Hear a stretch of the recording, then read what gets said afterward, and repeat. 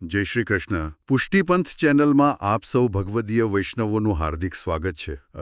હવે જુઓ, વૈશાખ મહિનો ચાલી રહ્યો છે અને બહાર આમ જોઈએ તો 45 ડિગ્રી જેટલું તાપમાન છે. કાળઝાળ ગરમી પડી રહી છે ત્યારે. જી બિલકુલ, ખૂબ જ ગરમી છે. હા, અને આવા સમયે આપણે સૌ આધુનિક એસી અને કુલરનો આશરો લઈએ છીએ. પરંતુ એટલે સદીઓ પહેલાં જ્યારે કોઈ મશીન નહોતા ત્યારે પણ એક અત્યંત વહાલા અને સુવાળા બાળકને ગરમીથી બચાવવા માટે અને સંપૂર્ણ શીતળતા આપવા માટે એક અદ્ભુત વ્યવસ્થા ઊભી કરવામાં આવી હતી. સાચી વાત છે. એકદમ પ્રાકૃતિક વ્યવસ્થા. બરાબર. અને તે પણ માત્ર સુગંધિત ઘાસ, જળ અને ચંદનના માધ્યમથી. તો આજે આપણે આ જ વિષય પર એક ઊંડાણપૂર્વક ચર્ચા કરવાના છીએ. અખાત્રીજનો પવિત્ર દિવસ નજીક આવી રહ્યો છે અને તે આપણા પુષ્ટિ માર્ગમાં એક બહુ મોટો બદલાવ લઈને આવે છે. હા, આમ દુનિયાની નજરે જોઈએ ને તો વૈશાખ સુદ ત્રીજ એટલે કે અખાત્રીજનો દિવસ સામાન્ય રીતે સોનું ખરીદવાનો દિવસ હોય છે. હા, લોકો જ્વેલરીની દુકાનો પર ભીડ કરતા હોય છે. બરાબર, અથવા તો કોઈ નવા વ્યવસાયની શરૂઆત કરવાનો દિવસ હોય છે. પરંતુ જ્યારે આપણે પુષ્ટિ માર્ગમાં પ્રવેશ કરીએ ત્યારે આખું પરિપ્રેક્ષ્ય જ બદલાઈ જાય છે. અહીં કોઈ ભૌતિક સંપત્તિનું નહીં, પણ હા, તત્સુખના સિદ્ધાંતનું મહાત્મ્ય છે. આ તત્સુખનો સિદ્ધાંત એટલે આને આપણે થોડો વધુ સ્પષ્ટ કરી શકીએ. કેમ કે મોટાભાગે તો ધર્મ કે ભક્તિ એટલે ઈશ્વર પાસે કંઈક માંગવું એવો એક સામાન્ય ખ્યાલ હોય છે. જી, લોકો એવું જ માનતા હોય છે. તો આ તત્સુખ એનાથી કઈ રીતે અલગ છે? એ જ તો સૌથી મોટો તફાવત છે આપણા માર્ગમાં. સામાન્ય ભક્તિ એક પ્રકારનો વ્યવહાર બની શકે છે કે ભાઈ હું પ્રાર્થના કરીશ તો પ્રભુ મારું આ કામ કરશે. એક જાતનો વેપાર. હા, જ્યારે પુષ્ટિમાર્ગીય તત્સુખ એ સંપૂર્ણપણે એક મનોવૈજ્ઞાનિક અને આધ્યાત્મિક પરિવર્તન છે. તત્સુખ એટલે પ્રભુ એટલે કે આપણા વહાલા ઠાકોરજીને શેમાં સુખ મળશે, તેમના શ્રીઅંગને શું અનુકૂળ આવશે, માત્ર ને માત્ર તેનો જ વિચાર કરવો. અરે વાહ! માત્ર પ્રભુનો વિચાર. જી, આ એક માંગવાની પ્રક્રિયા મટીને પ્રભુની કાળજી લેવાની એક વાત્સલ્ય ભાવની પ્રક્રિયા બની જાય છે. ગરમીની શરૂઆત થતાં જ આપણા શ્રીજી બાવાને જરા પણ શ્રમ ન પહોંચે તેના માટે આ અખાત્રીજથી સેવામાં અનેક શીતળતા પ્રદાન કરતા ફેરફારો થાય છે. આ વિચાર જ કેટલો હૃદયસ્પર્શી છે. સાક્ષાત ઈશ્વરને એક બાળ સ્વરૂપ માનીને તેમની ગરમીથી રક્ષા કરવાનો ભાવ. બિલકુલ. હવે જો આ ફેરફારોની શરૂઆતની વાત કરીએ આપણે તો સૌથી પહેલા તો વસ્ત્રોનો જ વિચાર આવે, બરાબર ને? જી, સૌથી પહેલો ફેરફાર ત્યાં જ થાય છે. કારણ કે ગરમીમાં આપણે પણ ભારે કપડાં ટાળીએ છીએ, તો ઠાકોરજીના વસ્ત્રોમાં અખાત્રીજથી શું પરિવર્તન આવે છે? જો, અખાત્રીજથી ઉષ્ણકાલ એટલે કે ઉનાળાની સેવાનો વિધિવત પ્રારંભ થાય છે. અને તમે કહ્યું એમ, સૌથી પહેલો ફેરફાર વસ્ત્રોમાં જ જોવા મળે છે. આજથી પ્રભુને ભારે જરીના વસ્ત્રો કે અત્યંત ભારે આભૂષણો ધરાવવામાં આવતા નથી. બરાબર, કારણ કે જરી તો બહુ ગરમ પડે. સાચી વાત છે. જરીના વસ્ત્રો દેખાવમાં ભલે અત્યંત ભવ્ય અને રાજસી લાગે, પરંતુ ગરમીના સમયમાં તે શ્રીઅંગને શ્રમ પહોંચાડી શકે છે. તેથી તેનું સ્થાન મલમલ અને સુતરાઉ વસ્ત્રો લે છે. એટલે મલમલના વસ્ત્રો. પણ આ મલમલની પસંદગી પાછળ પણ કોઈ ચોક્કસ કારણ ખરું? કારણ કે સુતરાઉ કાપડ તો ઘણા પ્રકારના હોય છે બજારમાં. તો વિશેષ રૂપે મલમલ જ કેમ? મલમલની વિશેષતા એ છે કે તે અત્યંત બારીક હોય છે. વજનમાં એકદમ હળવું અને શ્વાસ લઈ શકે તેવું કાપડ છે. એટલે વેન્ટિલેશન સારું રહે. ઓહ, આ તો બહુ ઝીણવટભર્યું વિચાર છે. જી, જ્યારે આ સુવાળું મલમલ પ્રભુના શ્રીઅંગને સ્પર્શે છે ત્યારે શરીરનું તાપમાન જળવાઈ રહે છે અને ગરમીનો કોઈ શ્રમ રહેતો નથી. આ ઋતુ પ્રમાણે પ્રભુની અનુકૂળતા સાચવવાનો એક અત્યંત માવજતભર્યો ક્રમ છે. ખરેખર.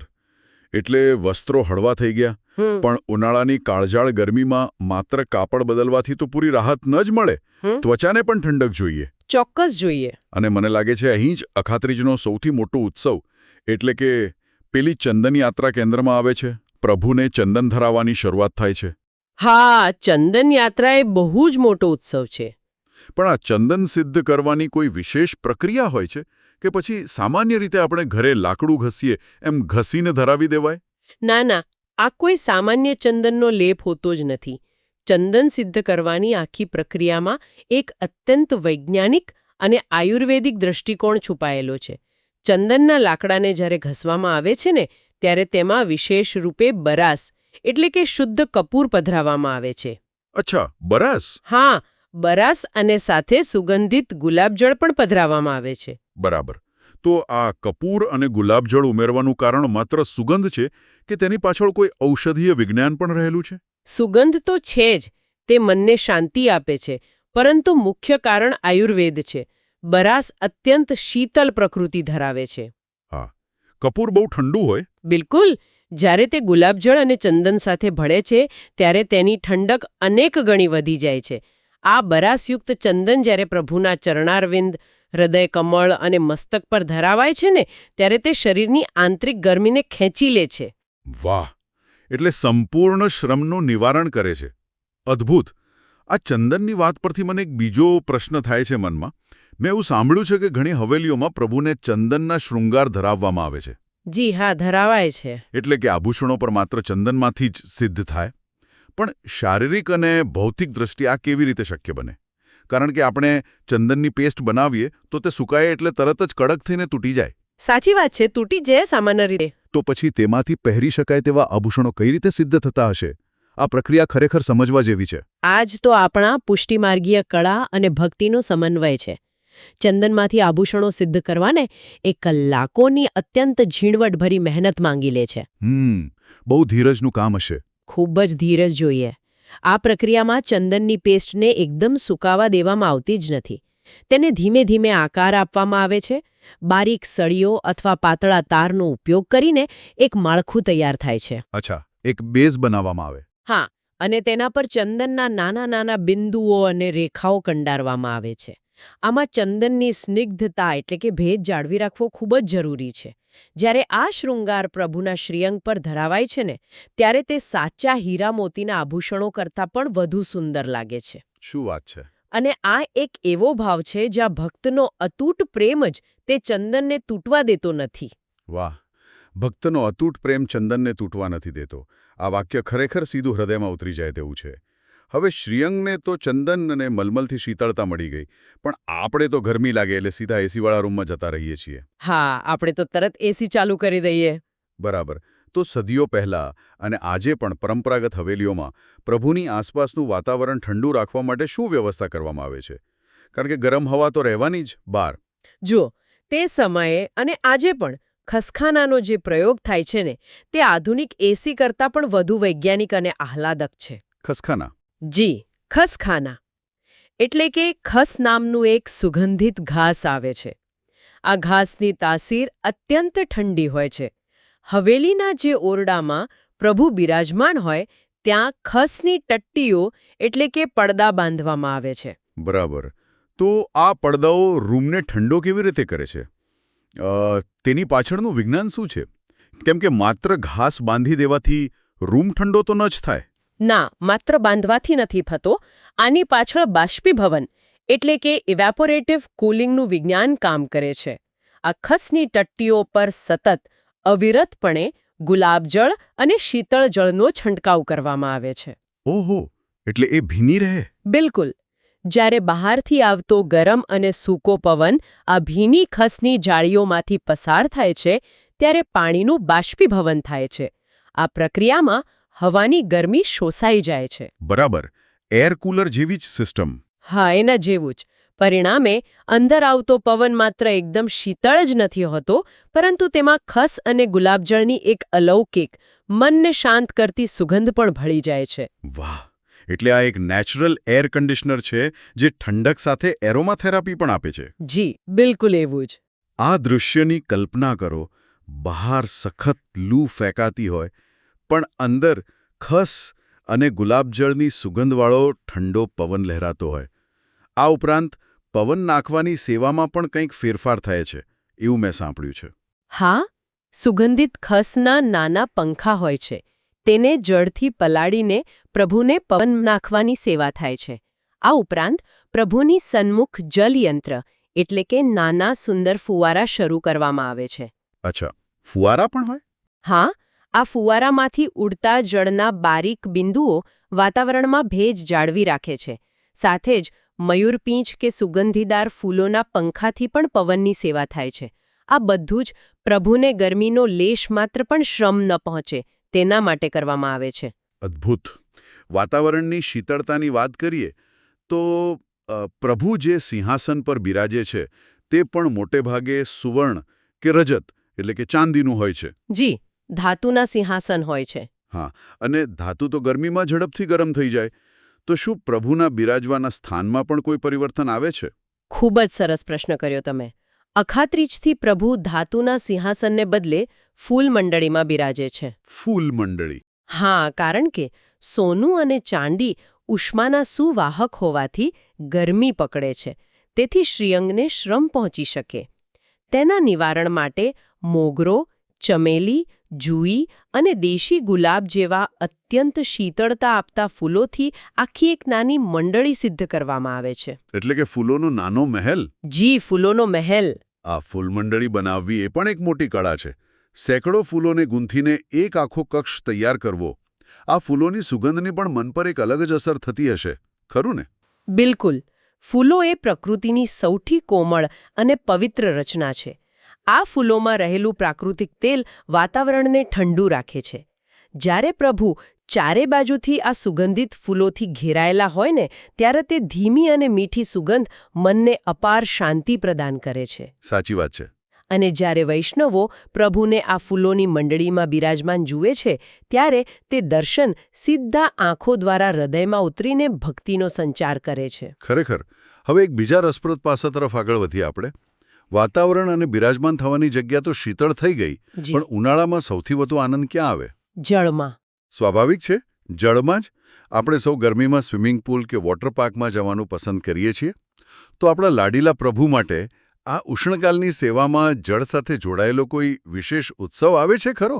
હા, અને તે ઉષ્ણકાલની સેવાનો બીજો સૌથી અદ્ભુત અને નયનરમ્ય ઉત્સવ છે, જેને આપણે નૌકા વિહાર અથવા જલ વિહાર કહીએ છીએ. હવેલીઓમાં આના માટે અલાયદા મોટા કુંડ કે કમળ તળાવ સિદ્ધ કરવામાં આવે છે. વાહ! એટલે હવેલીમાં જ તળાવ. હા, અને આ કુંડમાં પુષ્કળ પ્રમાણમાં ગુલાબજળ અને ચંદન મિશ્રિત કરવામાં આવે છે. તેની સપાટી પર સુગંધિત પુષ્પોની પાંખડીઓ વેરવામાં આવે છે. તો આ કુંડની અંદર પ્રભુનો વિહાર કેવી રીતે થાય છે? મતલબ તેનું દ્રશ્ય કેવું હોય છે? આ શીતળ અને સુગંધિત જળમાં ચાંદીની કે સુંદર કોતરણીવાળી લાકડાની નાની નૌકા સિદ્ધ કરવામાં આવે છે. હોડી. જી, નાની હોડી. આ નૌકાને ફૂલોથી શણગારવામાં આવે છે અને પછી આપણા નંદન આ નૌકામાં બિરાજે છે. જ્યારે નૌકા ધીમે ધીમે જળમાં વિહાર કરે છે ને ત્યારે જળની ઠંડી લહેરો પ્રભુના શ્રીઅંગને સ્પર્શે છે. અરે વાહ! અને જળમાંથી આવતી ચંદનની સુવાસ આખા વાતાવરણને મહેકાવી દે છે. આ સાંભળીને જાણે સીધા વૃંદાવન અને યમુનાજીના કિનારે પહોંચી ગયા હોઈએ તેવો અનુભવ થાય છે આપણને. પ્રભુ જળમાં વિહાર કરતા હોય અને પવનની ઠંડી લહેરખી આવતી હોય. આ અલૌકિક દર્શન વૈષ્ણવો માટે એક અનેરો લાવો હશે ખરેખર. બહુ જ મોટો લાવો. જો કે આ બધી તો થઈ બાહ્ય વાતાવરણ અને શ્રીઅંગને શીતળતા કરવાની વાત. પણ જો બહારથી આટલી ઠંડક આપવામાં આવે તો શરીરનું આંતરિક તાપમાન પણ સંતુલિત રહેવું જોઈએ? બિલકુલ રહેવું જોઈએ. ગરમીમાં આપણે પણ ખાણીપીણીમાં ફેરફાર કરીએ છીએ, વધુ પ્રવાહી લઈએ છીએ. તો અખાત્રીજથી પ્રભુના ભોગ એટલે કે સામગ્રીમાં કેવા શીતળતા પ્રદાન કરતા ફેરફારો થાય છે? અખાત્રેજના પવિત્ર દિવસે ઠાકોરજીને વિશેષ રૂપે સત્તુ એટલે કે સાથવો ધરાવવાનો ક્રમ છે. સાથવો. જી, આ સાથવો કોઈ સામાન્ય મીઠાઈ નથી, પણ આયુર્વેદિક દૃષ્ટિએ ગરમી સામે રક્ષણ આપતું એક અત્યંત ઉત્તમ ઔષધ અને પોષણ છે. તો આ સાથવો કેવી રીતે સિદ્ધ કરવામાં આવે છે અને તેની આયુર્વેદિક વિશેષતા શું છે? સાથવો સિદ્ધ કરવા માટે શેકેલા ચણા કે જવના લોટનો ઉપયોગ થાય છે. ઓહ, ચણાનો લોટ. હા, તેમાં બુરું, ખાંડ, શુદ્ધ ઘી, એલચીનો ભૂકો અને પુષ્કળ પ્રમાણમાં સૂકો મેવો પધરાવવામાં આવે છે. આયુર્વેદ પ્રમાણે શેકેલા ચણા અને જવની તાસીર અત્યંત ઠંડી હોય છે. અચ્છા, એટલે તે ગરમી મારે. હા, તે પેટની ગરમીને શાંત કરે છે, પાચન ક્રિયા સુધારે છે અને શરીરને અંદરથી શીતળતા બક્ષે છે. આ ઉપરાંત ઋતુફળ તરીકે આમ્રફળ એટલે કે કેરીની સામગ્રી પણ આજથી ધરાવવામાં આવે છે. ઉનાળો એટલે કેરી તો હોય જ. બરાબર. અને વિવિધ પ્રકારના ઠંડા શરબત ધરાવવાનો ક્રમ પણ શરૂ થઈ જાય છે. સામગ્રીની વાત થઈ તો ગરમીમાં સૌથી અગત્યની વસ્તુ જળ છે. હમ. પ્રભુની જળ સેવામાં ખાસ કરીને જે જારીજીમાં પ્રભુ માટે જળ સિદ્ધ થાય છે તેમાં કોઈ ફેરફાર આવે છે? અત્યંત મહત્વનો ફેરફાર આવે છે. અત્યાર સુધી પ્રભુને સુવર્ણ કે રજતની જારીજીમાં જળ ધરાવવામાં આવતું હતું. પરંતુ અખાત્રીજથી જારીજીમાં માટીના કુંજાનું શીતળ જળ પધરાવવાની શરૂઆત થાય છે. માટીના વાસણમાં? હા, માટીના વાસણમાં રહેલું જળ પ્રાકૃતિક રીતે ઠંડુ થાય છે અને તેમાં માટીના ગુણધર્મો પણ ભળે છે. એટલે કે પહેલો વરસાદ પડે ત્યારે માટીમાંથી જે અદ્ભુત સુગંધ આવે ને તેવી જ સોડમ આ જળમાં પણ આવતી હશે. બિલકુલ એવી જ સુગંધ. આ માટીની ભીની અને મીઠી સોડમવાળું જળ પ્રભુને અતિશય પ્રિય છે. તેમાં વિશેષ સુગંધ અને શીતળતા માટે ગુલાબજળ પધરાવીને પ્રભુને અર્પણ કરવામાં આવે છે. આ દરેક નાની નાની બાબતોમાં પ્રભુના સુખનો જે ઊંડાણપૂર્વક વિચાર કરવામાં આવ્યો છે ને તે જ પુષ્ટિ માર્ગની ખરી વિશિષ્ટતા છે. હવેલીઓના આ ભવ્ય ઉત્સવો અને વૈજ્ઞાનિક પદ્ધતિઓ વિશે જાણીને ખરેખર આમ મંત્રમુગ્ધ થઈ જવાય છે. સાચી વાત છે. પરંતુ જે વૈષ્ણવો પોતાના ઘરે પ્રભુની ઠાકોરજીની સેવા વિરાજમાન કરીને બેઠા છે તેમના માટે આ બધું કદાચ શક્ય ન પણ હોય. દરેકના ઘરમાં મોટો જળકુંડ કે ખસખાના બનાવવાની અનુકૂળતા તો ન જ હોય. હા, એ શક્ય નથી હોતું. તો આવા સમયે ઘરે સેવા કરતા વૈષ્ણવો અખાત્રીજે અને આ આખા ઉષ્ણકાલ દરમિયાન કયા સરળ ફેરફારો કરી શકે? આ ખૂબ જ વ્યવહારિક અને અગત્યનો મુદ્દો છે. જુઓ, પુષ્ટિમાર્ગ એ દેખાડાનો કે માત્ર ભવ્યતાનો માર્ગ નથી, તે શુદ્ધ ભાવનો માર્ગ છે. બરાબર. ભાવ મુખ્ય છે. જો ઘરમાં સેવા થતી હોય તો અખાત્રીજના દિવસે પ્રભુના શ્રમહરણ માટે સૌથી પહેલાં તો તેમને હળવા સૂતરાઓ કે મલમલના વસ્ત્રો ધરાવી શકાય. પ્રભુના ચરણારવિંદમાં થોડું ગુલાબજળ અને બરાસ મિશ્રિત કરીને ચંદન અત્યંત પ્રેમપૂર્વક ધરાવો. અને સામગ્રીમાં ઘરે પણ સાથવો સિદ્ધ કરવો તો ખૂબ જ સરળ છે, ખરું ને? હા, બિલકુલ સરળ છે. ઘરમાં સાથવો અને ઋતુફળ તરીકે કેરીની સામગ્રી સિદ્ધ કરીને પ્રભુને ભોગ ધરી શકાય છે. જો મોટી ફૂલમંડળી ન બની શકે તો બજારમાંથી થોડા સુગંધિત મોગરા કે ગુલાબના ફૂલો લાવીને પ્રભુની સન્મુખ રાખી શકાય. અથવા ફૂલોનો હાર ધરાવી શકાય. જી, હાર પણ ધરાવી શકાય. અને પવનની સેવા માટે પ્રભુની સન્મુખ એક નાનો પંખો રાખી શકાય અને જારીજીમાં માટીના નાના વાસણનું શીતળ અને ગુલાબજળયુક્ત જળ પધરાવવાની શરૂઆત કરી શકાય. એટલે કે પ્રભુ સેવામાં આયોજનના કદ કરતાં ભક્તનો ભાવ મુખ્ય છે. બિલકુલ. ભાવને સ્વીકારીને અત્યંત પ્રસન્ન થાય છે. આ જ તો વૈષ્ણવતાનું હાર્દ છે.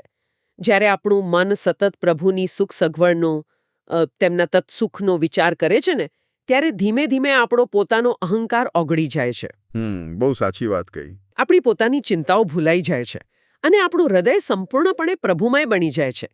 ઉષ્ણકાલની આ સેવા એ માત્ર એક ઋતુગત પરિવર્તન નથી, પરંતુ પ્રભુ સાથે એકાકાર થવાની, વાત્સલ્ય ભાવને જીવંત કરવાની એક અદ્ભુત તક છે. ખરેખર આ ચર્ચાથી અખાત્રીજ અને ઉષ્ણકાલની સેવાનો સંપૂર્ણ ભાવ, તેની પાછળનું વિજ્ઞાન અને અખૂટ ભક્તિ હૃદયમાં એકદમ સ્પષ્ટ થઈ ગયા. આવતા દિવસોમાં જ્યારે પણ વૈષ્ણવો હવેલીમાં કે પોતાના ઘરે પ્રભુના દર્શન કરશે ત્યારે આ બધી જ બાબતો અને તેની પાછળ છુપાયેલો વાત્સલ્ય ભાવ ચોક્કસ યાદ આવશે. જી, ચોક્કસ યાદ આવશે. અને એ દર્શનનો આનંદ કંઈક અલગ જ હશે. આ પુષ્ટિપંથ વિડીયો દ્વારા મારો આ એક નાનકડો નમ્ર પ્રયાસ હતો કે હું આપ સૌ વૈષ્ણવો સાથે આ જ્ઞાન શેર કરું. જો મારાથી કોઈ ભૂલ થઈ હોય તો મને ક્ષમા કરશો અને કોમેન્ટ્સમાં જણાવશો, જેથી આપણે સુધારો કરી શકીએ. આ વિડીયો કૃપા કરીને વોટ્સએપ પર શેર કરો, જેથી અન્ય વૈષ્ણવો પણ આ જ્ઞાન મેળવી શકે. અને કૃપા કરીને નીચે કોમેન્ટ કરો અને સૂચવો કે અમારે અમારા આગામી વિડીયોમાં કયો વિષય કવર કરવો જોઈએ. બિલકુલ, આપના સૂચનો આવકાર્ય છે. જય શ્રી કૃષ્ણ.